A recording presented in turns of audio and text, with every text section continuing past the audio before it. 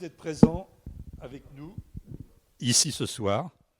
Comme l'année dernière, à la même période, nous avons tenu à organiser aussi cette année, malgré les circonstances, une nouvelle rencontre interreligieuse. L'année dernière, rappelez-vous, c'était sur le thème de la paix. Cette année, c'est sur le thème de la charité. Sont présents avec nous Francis et Michael Pfister, qui sont pasteurs de l'église Nouvelle Vie de Dieppe, Éric Scando, qui est représentant de la communauté juive de Dieppe, Daniel Boucourt et Samuel Ravongiarivello de l'église adventiste de Dieppe, Andrew Rossiter, pasteur de l'église protestante unie de Dieppe, le père Jean-Baptiste Baranger, curé de la paroisse catholique de Dieppe. Et nous sommes aussi en union avec le poste de l'armée du salut de Dieppe. Chacun de ces intervenants vont nous lire des lectures qu'ils ont choisies sur le thème de la charité. Et nous vous présenterons également entre chaque lecture des témoignages de grands témoins de la charité ici sur Dieppe, que ce soit des croyants ou pas. Je passe la parole pour commencer à Francis et Michael Pfister. Alors moi je voudrais lire dans le psaume 41 une parole de l'Ancien Testament dans la Bible. Heureux celui qui s'intéresse aux pauvres, au jour du malheur, l'Éternel le délivre. Nous avons ici ce conseil du psalmiste qui parle justement de la pratique de la charité. Aider le pauvre, c'est pas seulement aller au secours de quelqu'un qui n'a rien, mais aider le pauvre, selon ce passage du psaume, c'est aussi semer une bénédiction dont on aura besoin peut-être nous-mêmes un jour. Au jour du malheur, dit le psalmiste, d'une manière ou d'une autre, nous retrouverons des moments difficiles. Et cette parole du psaume nous dit que Dieu se souviendra que nous avons pratiqué la charité envers celui qui en avait besoin. Aider le pauvre, c'est aussi une recommandation que nous trouvons dans l'Épître aux Galates, dans le Nouveau Testament, au chapitre 2, verset 10.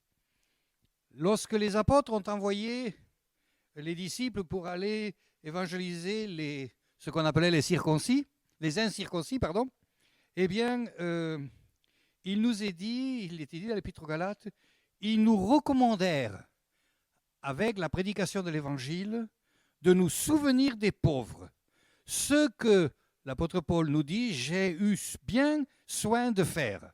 Ainsi, nous pouvons dire que la Bible nous incite et nous invite à penser à ceux qui ont besoin. Et nous voulons, en tant qu'Église, et je suis heureux de pouvoir le dire, nous voulons appuyer et pratiquer ce message dans notre vie d'Église, ici, à Dieppe et dans les environs. Bonjour. Par rapport à la charité, j'aimerais partager avec vous, puisque ça fait au moins 3 ans que je suis arrivé ici en France. Et j'ai vécu une très belle expérience par rapport à la charité autour des personnes que j'ai rencontrées, que ce soit au CADA, les personnes qui m'ont accueilli au CADA. Le CADA, c'est le centre d'accueil pour demandeurs d'asile. Et après, j'ai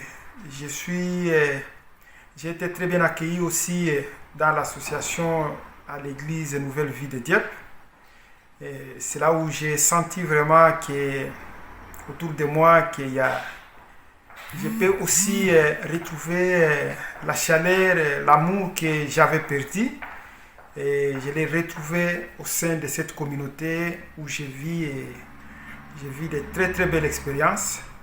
Je peux vous témoigner que, en tout cas dans ce monde, on peut encore parler de la charité et je la vis très bien.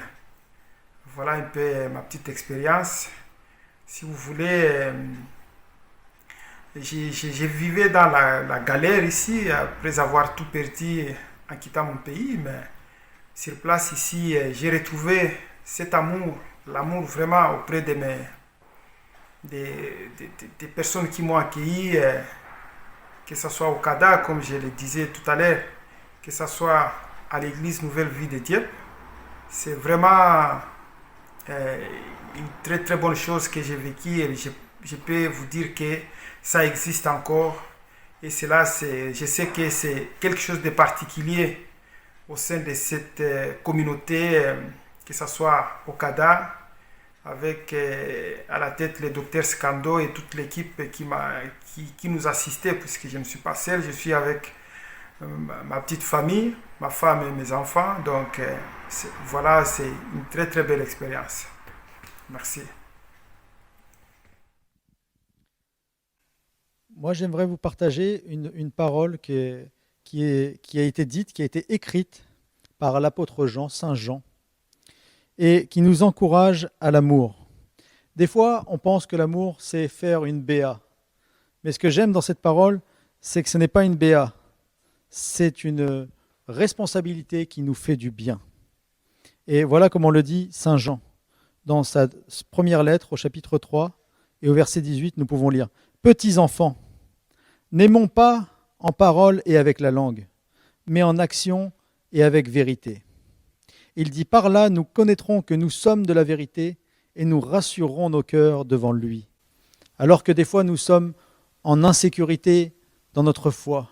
L'amour pratiqué, pas l'amour juste exprimé, mais l'amour pratiqué, nous rassure et nous rassure dans notre relation avec Dieu. Bonsoir, je m'appelle Sharon et je suis membre de la communauté de l'Arche de Courcheveuf. Dans une communauté de l'Arche, les personnes en situation de handicap mental partagent le quotidien avec des gens qui font le choix de vivre et travailler avec elles. Derrière la notion de la charité, c'est l'idée de donner quelque chose à son prochain qui en a besoin. Mais historiquement, je trouve que la charité n'a pas toujours été très ajustée. Ce qui était donné ne répondait pas forcément aux besoins de l'autre, car c'est celui qui donnait qui décidait quoi donner. Il y a également l'idée que celui qui recevait était d'une certaine façon redevable. Il y a quelque chose de déséquilibre dans une relation basée sur un tel pouvoir, même si c'est bien intentionné. À l'Arche, je vis des relations avec des personnes en situation de handicap et des assistants qui sont basées sur la réciprocité, d'une aide et d'une écoute mutuelle. Je ne sais pas si je suis toujours capable d'aimer mon prochain, mais il y a certaines choses dans la vie communautaire qui m'aident à avancer. J'apprécie bien d'avoir un lieu dans la communauté où je me sens écoutée. Ça me permet de déposer ce que je vis et de prendre du recul. Ça me permet également de me mettre en question. Je me suis rendu compte que je ne peux pas changer l'autre, mais je peux changer mon regard sur ce qu'on vit ensemble. J'ai appris à lâcher prise sur ce que je ne peux pas contrôler. Si je ne prends pas soin de moi-même, mes relations avec les autres vont souffrir. Donc j'ai besoin de prendre du temps pour moi et d'écouter mes besoins. Et c'est pareil pour ceux avec qui je vis. J'ai besoin de les écouter, d'essayer de comprendre ce qu'ils vivent et de quoi ils ont besoin. J'essaie de sortir d'une relation basée sur le pouvoir et d'accompagner là où en est la personne et de rester humble. Et quand je me retrouve dans une situation qui me dépasse et je me sens incapable de donner de l'amour, je me confie dans la prière en demandant au Seigneur d'aimer là où je ne me sens pas capable. Merci.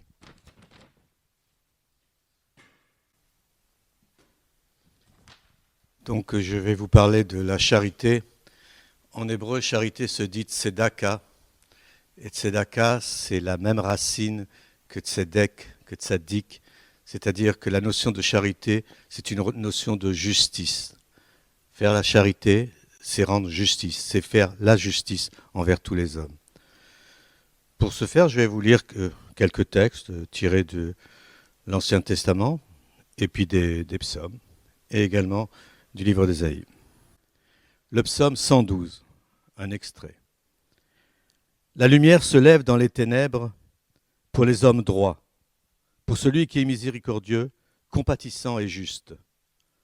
Heureux l'homme qui exerce la miséricorde et qui prête, qui règle ses actions d'après la justice, tzedaka.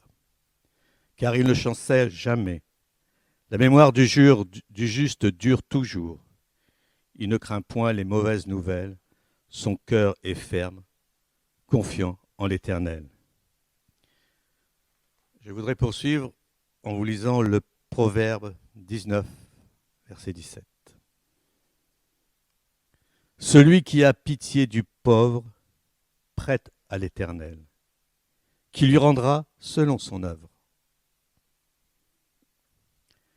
Une notion de charité, de tzedaka, on la retrouve dans le Pentateuque, dans le Lévitique, avec ces notions qui sont d'une actualité, d'une modernité impressionnante, que l'on appelle maintenant les lois du glanage, qui se font encore, mais ce sont des lois qui étaient déjà citées dans l'Ancien Testament.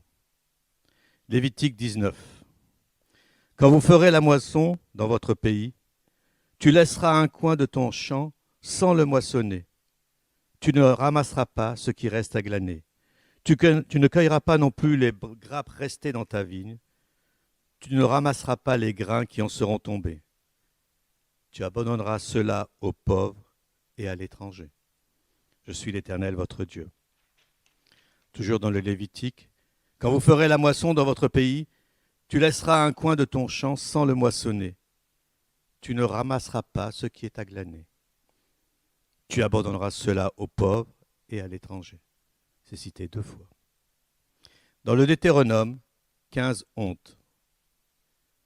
il y aura toujours des indigents dans le pays. C'est pourquoi je te donne ce commandement. Tu ouvriras ta main à ton frère, au pauvre et à l'indigent. Et enfin, je finirai par ce texte d'Ésaïe, texte très important que nous lisons dans la liturgie juive le jour de Yom Kippour, du grand pardon, une fête très importante dans le judaïsme. Et voici le jeûne auquel je prends plaisir. Détache les chaînes de la méchanceté. Dénoue les liens de la servitude. Renvoie libres les opprimés et que l'on rende toute espèce de joug. Partage ton pain avec celui qui a faim et fais rentrer dans ta maison les malheureux sans asile. Si tu vois un homme nu, couvre-le. Ne te détourne pas de ton semblable. Alors ta lumière poindra comme l'aurore et la guérison germera promptement. Ta justice marchera devant toi et la gloire de l'Éternel t'accompagnera. Si tu donnes ta propre subsistance à celui qui a faim, si tu rassasies l'âme indigente, ta lumière se lèvera sur l'obscurité et les ténèbres seront comme le midi. Et j'aimerais finir en vous donnant ma définition en tant que croyant et autant également que militant associatif et dans mon quotidien. Si j'avais à définir la charité, je la situe toujours par rapport à l'amour, car c'est l'amour qui est la source de tout. Amour qui en hébreu rappelle l'unité entre tous les hommes. L'amour et la charité sont liés. La charité, c'est faire agir l'amour. La charité, c'est l'amour en action. Qu'est-ce que la charité pour moi? J'ai regardé dans le dictionnaire, j'ai trouvé que c'était une vertu chrétienne qui consistait en l'amour de Dieu et de son prochain. Ça, c'est le premier sens. Ensuite, on trouve l'indulgence, la bonté, et puis enfin un acte de générosité. Moi, je vais m'en tenir à ce troisième sens parce que si je garde le premier sens, je vais écarter les gens qui ne sont pas croyants et ça m'ennuierait beaucoup. Voilà, donc je vais prendre le sens de générosité. C'est le fait de. Finalement, ça revient au même, c'est le fait d'aimer son prochain, de lui donner ce qu'on a, ce qui peut lui être utile. Voilà. Donc, en quoi ça consiste? Ça consiste à le regarder d'abord, à savoir qu'il existe, à le regarder, à l'écouter, à connaître ses besoins, et ensuite à essayer de lui rendre service en lui donnant ce qui lui manque. Évidemment, on ne peut pas donner tout ce qui lui manque, mais en participant à cette à cette aide que peut-être d'autres ont aussi. On ne peut pas rester insensible devant certaines scènes, devant certaines situations. Moi, je sais que je suis souvent émue et révoltée devant certaines choses et c'est ça qui me pousse à agir. Pour quelle raison j'ai envie d'aimer mon prochain? C'est une question qui ne se pose pas. Moi, j'ai pas envie d'aimer mon prochain. J'aime mon prochain, j'aime les autres. C'est naturel, tout simplement. Je crois que je porte un regard bienveillant sur les autres, à condition qu'ils ne me fassent pas de mal, évidemment. Mais c'est quelque chose que je n'ai pas choisi, que je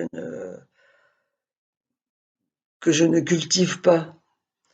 Comment j'essaie de le faire? Eh bien, j'essaie de le faire en participant à des actions comme celle de, par exemple, on a créé une association qui s'appelle Un toit pour tous Dieppe et je travaille beaucoup dans cette association. On héberge des familles immigrées qui n'ont pas d'argent, qui n'ont pas de travail, qui n'ont pas de logement, donc nous on les héberge. Et voilà, donc je participe financièrement à cette action-là, mais pas que financièrement, c'est aussi une façon, c'est aussi de la générosité, de donner de son temps pour les autres, puisque il y a un besoin et c'est une façon d'être généreux, voilà, donner de l'argent et du temps. On donne ce qu'on a à son niveau, selon ses moyens. C'est ça la générosité, mais c'est surtout savoir que l'autre existe et qu'il a peut-être besoin de nous.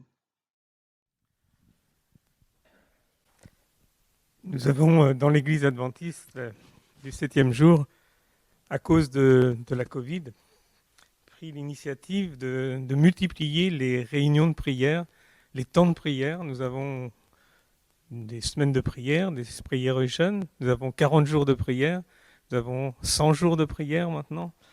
Et on a décidé de prier pour les malades, les personnes qui nous présentent. Et je voudrais m'appuyer sur un texte qui est dans Jacques au chapitre 5, au verset 16, où on nous dit « Priez les uns pour les autres afin que vous soyez guéris. La prière fervente du juste a une grande efficace. » Et nous avons pu constater que la prière intense permet d'avoir des miracles qui se passent par la puissance de l'Esprit Saint dans le nom de Jésus. Et nous avons un homme qui s'appelle Jacques, qui était éloigné de sa fille qui habitait Nantes et qui était atteint d'un cancer. Et cet homme, impossible de le déplacer parce que la maladie était très importante. Et dans l'hôpital où il était, il y avait aussi la Covid. Et on a prié afin que cet homme puisse un jour, avant de mourir, retrouver sa fille à Nantes pour que sa fille soit près de lui parce qu'elle ne pouvait pas venir le voir. Impossible de rentrer dans l'hôpital, impossible de se rencontrer. Donc on a prié intensément et on a vu un miracle se faire. L'hôpital de Rouen a décidé, en collaboration avec un hôpital à Nantes, de faire un transfert. Alors ce transfert n'a pas été simple parce que sa maladie augmentait un petit peu de jour en jour. Et ils ont réussi à trouver un créneau. Il a été déplacé à Nantes. Et à Nantes, le médecin qui s'occupait de lui a décidé que sa fille pouvait venir le rencontrer avec des mesures sanitaires bien appropriées, rencontrer son père pour pouvoir lui parler, lui lire des psaumes, prier avec lui. Donc réunir cette famille qui était séparée. Et ce miracle de la prière a été formidable. Cet homme est décédé maintenant il y a 1 semaine et demie. Il a été enterré il y a 1 semaine. Et il y a eu le témoignage dans l'église. Le pasteur Samuel n'a pas pu être parmi vous parce qu'il devait être présent pour cette cérémonie et aussi pour un témoignage que vous allez entendre par la suite où il a dû s'occuper d'un jeune garçon. Mais nous remercions le Seigneur, c'est de répondre à nos prières. Et je peux dire que la prière fervente vraiment répond. Jésus répond, le Saint-Esprit répond à nos prières. Voici ce que je voulais partager avec vous sur la charité, parce que la charité peut s'exercer de multiples façons, directement en rencontrant les personnes, mais aussi au travers de la prière. Chers frères et sœurs, chers disciples de Jésus-Christ à Dieppe, bonjour. C'est le pasteur Samuel Ravondia-Rivelo de l'église adventiste de Dieppe. Alors, à la question, la charité, c'est quoi? Eh bien, je vais juste vous partager un témoignage. L'année dernière, ma femme est partie à Madagascar pour quelques semaines de vacances pour voir nos enfants et elle a assisté à un deuil dramatique puisque une jeune veuve a perdu ses deux fils de 13 et 20 ans le même jour d'une pathologie cardiaque grave. Alors elle a dit, il faut faire quelque chose. Parce que justement le survivant, le troisième garçon, présentait aussi les mêmes symptômes. Alors elle s'est dit, il faut absolument qu'on les fasse venir en évacuation sanitaire, il faut qu'ils viennent en France pour se faire soigner. C'est ce qu'on a fait et Dieu a fait des miracles pour qu'ils obtiennent le visa. Et en ce moment, ce jeune homme est ici. Il est chez nous, nous l'hébergeons. Et chaque fois qu'on doit aller voir le médecin, on l'accompagne jusqu'à Nantes, où on a trouvé des amis qui ont trouvé des cardiologues. Donc, ils habitent chez nous depuis le 3 novembre en ce moment. C'est pas facile, mais la charité, c'est cet esprit de compassion et de sacrifice. Et nous sommes heureux parce que Dieu ouvre des portes incroyables. Dieu peut faire beaucoup de choses à partir du moment où, comme lui, nous sommes remplis de compassion et de miséricorde pour les autres. Alors la charité, c'est cette pensée du Christ, se sacrifier pour les autres. Que Dieu nous bénisse tous. Amen. Je vais lire un texte qui est extrait de l'Évangile selon saint Luc, au chapitre 10. Un maître de la loi se leva et dit à Jésus pour l'embarrasser, « Maître, que dois-je faire pour recevoir la vie éternelle ?» Jésus lui dit, « Que dit l'Écriture? Que vois-tu dans la loi ?» L'homme répondit, « Tu aimeras le Seigneur ton Dieu de tout ton cœur, de toute ton âme, de toute ta force, de toute ton intelligence, et ton prochain comme toi-même. » Jésus lui dit, « Ta réponse est exacte, fais cela et tu vivras. » Mais lui voulut s'expliquer. Il dit à Jésus, « Et qui est mon prochain ?» Jésus alors se mit à raconter. Un homme descendait de Jérusalem à Jéricho. Il tomba au milieu de bandits qui lui enlevèrent jusqu'à ses vêtements. Ils s'enfuirent, le laissant couvert de plaies et à demi-mort.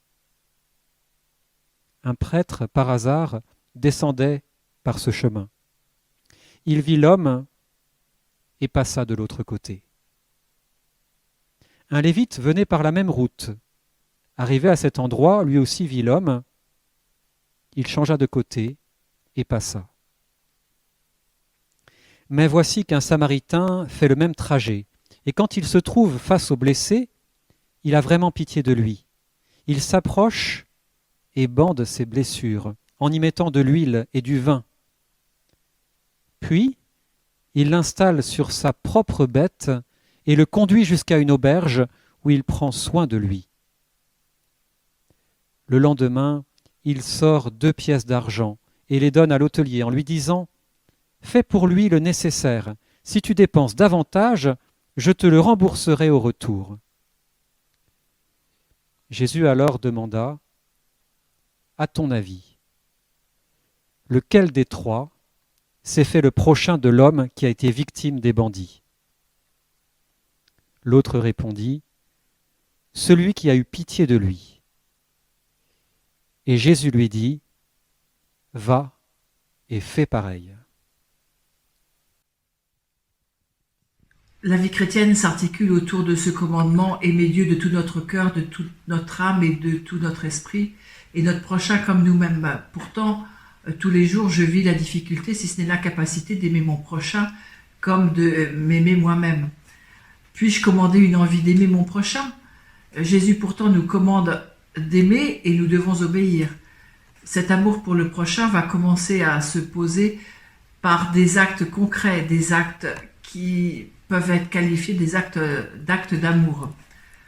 Dans notre famille, nous pratiquons, ou plutôt nous essayons de pratiquer, en accueillant celui qui frappe à la porte, voire celui qui n'ose pas frapper à la porte. Aimer son prochain, c'est concrètement aller au bout du monde pour aider les personnes en situation de détresse. C'est aussi sortir de chez soi et voir le malheureux affamé. La charité, c'est donner sans compter, c'est aimer gratuitement. C'est servir son prochain, c'est donner de soi. Ce qui la différencie de la générosité, puisque être charitable, c'est se donner pour les autres et être au service du prochain. C'est un élan du cœur vers le prochain et pas un acte calculé. Il n'est pas toujours facile d'aimer son prochain. Il faut pourtant se souvenir que notre prochain est l'image du Christ. Par ailleurs, on ne choisit pas qui aimer, tout en sachant que nous devons aussi aimer nos ennemis, tout comme les personnes qui nous sont indifférentes. J'aimerais vous parler d'un personnage historique du XIVe siècle qui s'appelle Julienne de Norwich, ou Julian of Norwich en anglais. C'est une Anglaise mystique et quelqu'un qui m'est très cher. Elle est née en 1342 et quand elle a 30 ans, elle a attrapé une maladie où elle a failli mourir.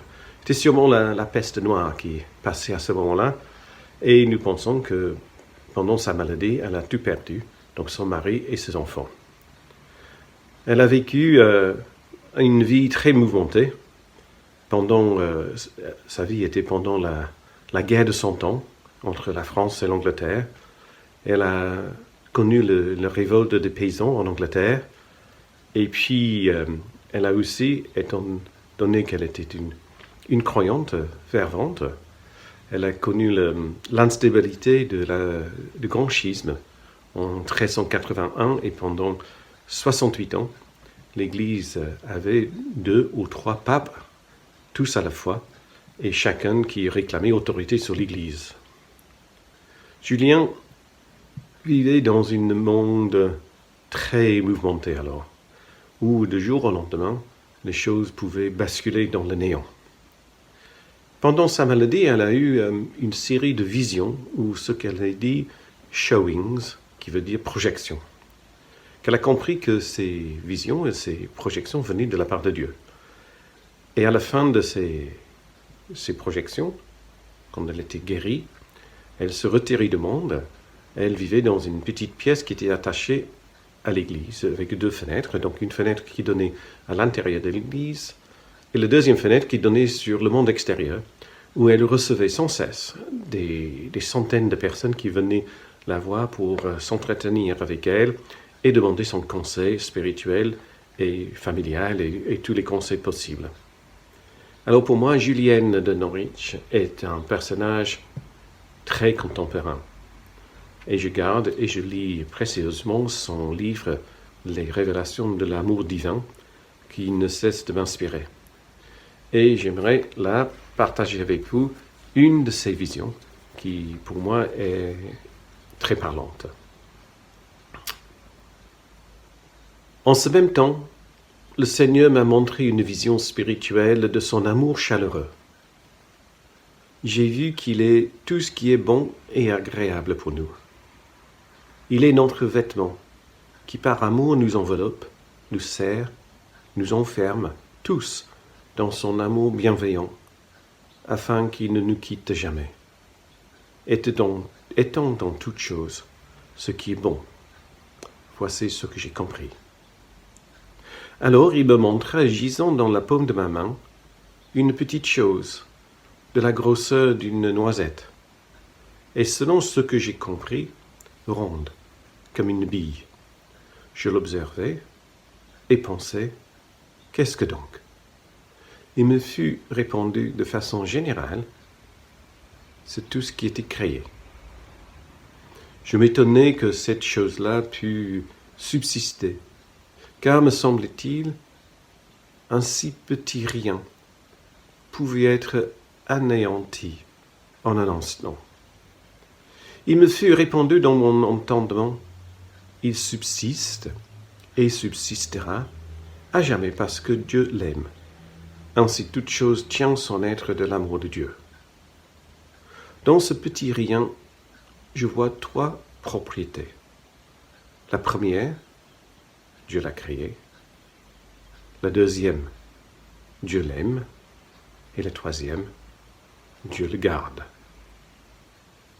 Mais lui, qu'est-il pour moi? Celui qui crée, celui qui aime, celui qui garde.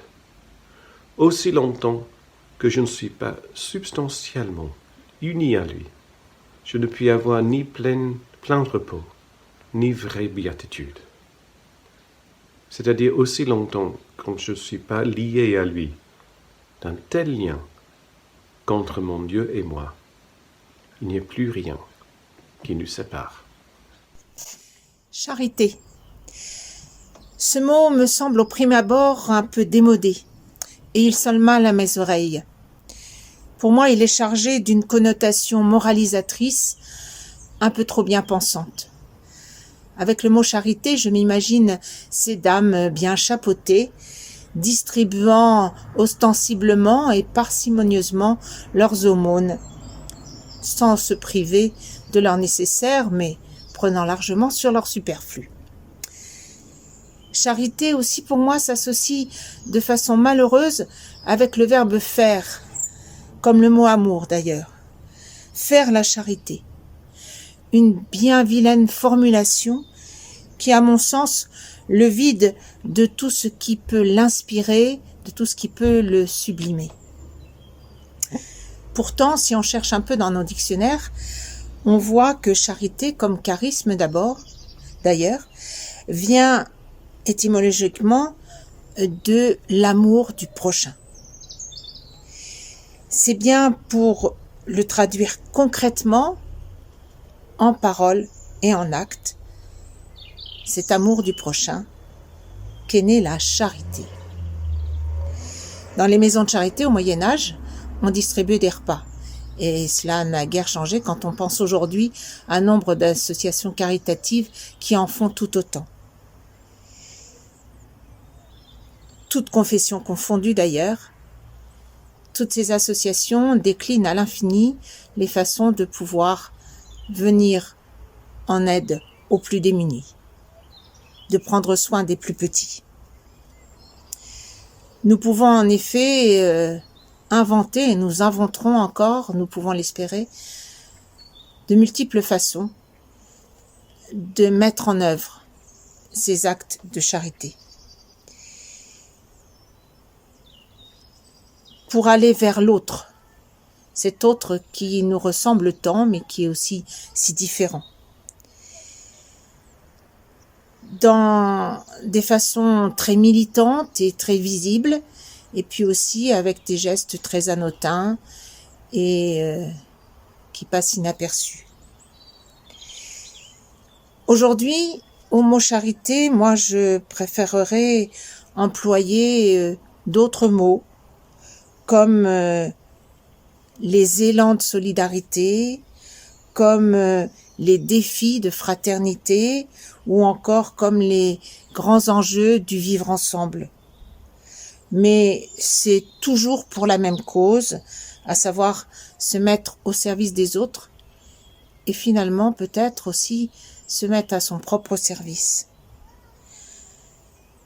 En effet, ce fameux proverbe, en le prenant à la négative, je dirais que charité bien ordonnée ne commence pas par soi-même, mais pourtant nous prenons conscience, à l'heure de la mondialisation, de notre co-responsabilité dans la gestion de notre monde et de notre village, avec tous ceux qui y vivent, avec tous nos prochains.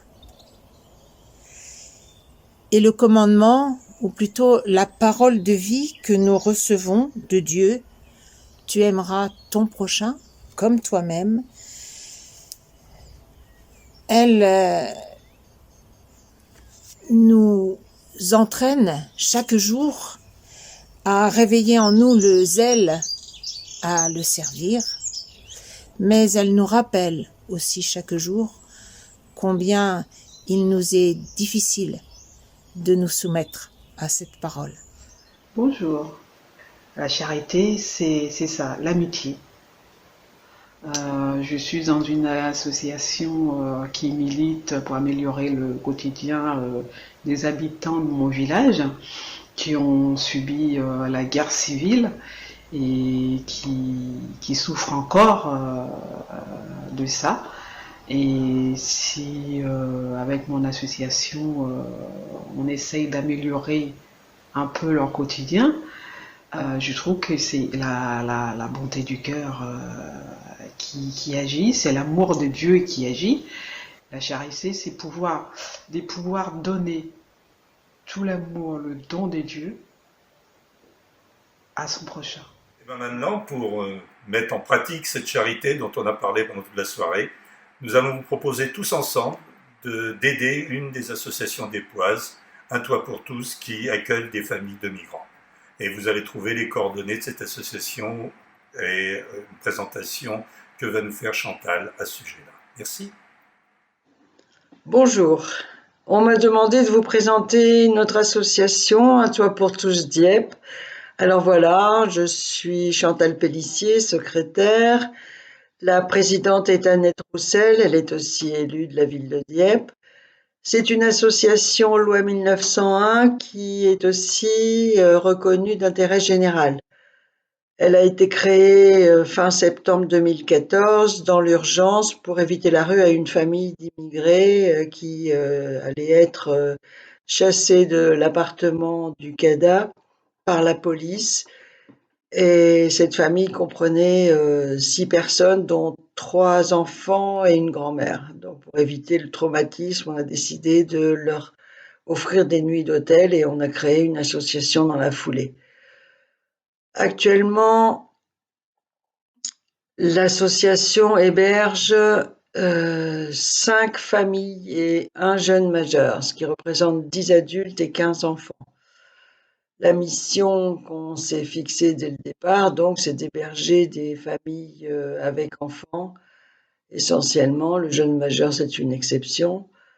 Des familles sans ressources, sans logement, sans aide sociale, des familles qui n'ont rien, dont personne ne se préoccupe puisque aucun organisme ne les prend en charge, que ce soit l'État, le département, la région, la ville, personne ne fait rien pour eux. C'est vraiment une situation terrible et surtout qu'ils ont quitté leur pays en général pour des raisons pas drôles et pas de gaieté de cœur, ça c'est sûr. Quelles ressources avons-nous pour loger ces 5 familles et ce jeune majeur? Nous avons 81 adhérents qui participent financièrement au règlement des loyers et des charges. Ces adhérents payent une certaine somme tous les mois, une somme qu'ils ont choisie dès le départ. Alors ça peut être 5 €, ça peut être 100 € aussi. Chacun donne selon ses moyens, mais toujours la même somme, chaque mois la même somme, ce qui fait qu'on sait toujours à peu près ce qui nous attend. On a aussi des donateurs occasionnels qui sont plus ou moins fidèles. Certains donnent tous les 2 ou 3 mois, d'autres tous les ans, d'autres une fois comme ça, par hasard, au hasard des rencontres. Et puis des manifestations comme des foires à tout ou le marché de Noël de la solidarité. L'année 2020 a été néfaste pour nous puisque ces manifestations ont été interdites et ça nous a fait un manque à gagner important. Ces 3 sources, donc les donateurs, les adhérents, les manifestations, couvrent 50% des besoins. Alors où est-ce qu'on va chercher les 50 autres pourcents? Eh bien auprès d'organismes à but humanitaire. Alors il s'agit pendant un moment c'était la Fondation de France qui nous a aidés, la Fondation Abbé Pierre qui nous a encore aidés en 2020, la Fondation Caritas avec qui Nous avons eu un contact en 2020, justement, pour la première fois. Et puis les Petites Pierres qui, à travers leur site participatif, nous permettent de lancer des campagnes qui donnent la possibilité aux donateurs, aux internautes de donner une certaine somme d'argent, comme ils veulent. Ça nous permet aussi de nous faire connaître au-delà de la ville de Dieppe, puisque c'est sur Internet. Ces trois sources, c'est-à-dire la Fondation Abbé Pierre, la Fondation Caritas et les Petites Pierres, nous aident beaucoup et c'est un petit peu difficile chaque année de faire appel à de nouvelles fondations parce que certaines aident des associations, mais pour des investissements et non pour du fonctionnement. Or, nous, c'est le fonctionnement puisque on n'a aucun matériel à acheter. Alors, qu'est-ce qu'on a comme but actuellement? Eh bien, notre but, ce serait d'élargir le cercle des adhérents de façon à devenir de plus en plus autonomes, de façon à nous dégager du besoin d'avoir recours à ces fondations chaque année. L'idéal, ce serait d'être complètement autonome, de pouvoir couvrir 100% des besoins, mais ça, c'est un petit peu du rêve. On sait que votre action nous aidera. Votre action dans ce temps de carême, on sait qu'on va être aidé par les fidèles. Et là, je vous remercie au nom de tous les adhérents et au nom des familles hébergées. Je vous remercie du fond du cœur. C'est vraiment un bel acte de générosité, une belle action. Vous pouvez être fiers d'y participer. Un détail supplémentaire, si vous payez des impôts, vous pouvez, en donnant votre adresse, recevoir un reçu fiscal qui vous permettra de défiscaliser votre don à hauteur de 66%. Si vous voulez me joindre par Internet, voici mon adresse email, Pellissier-Chantal5, Pellissier, P-E-L-I-2-S-I-E-R, Chantal 5, le chiffre 5, @gmail.com, Pellissier-Chantal5, gmail.com.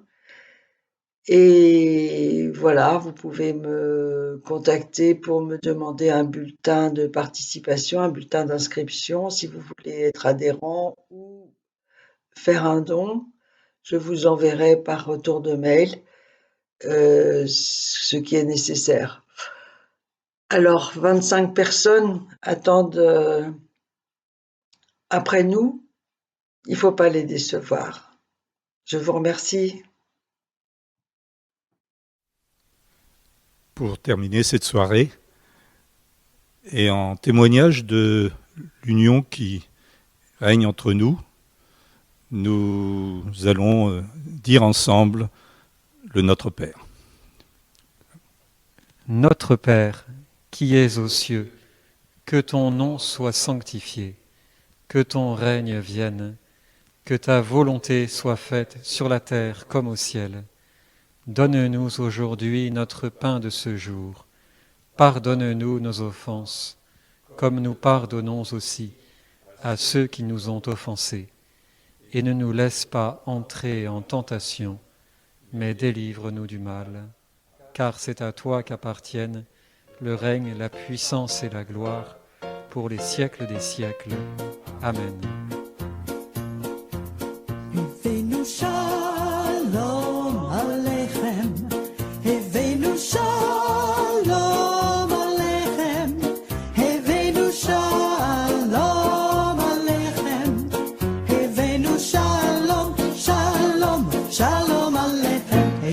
Shalom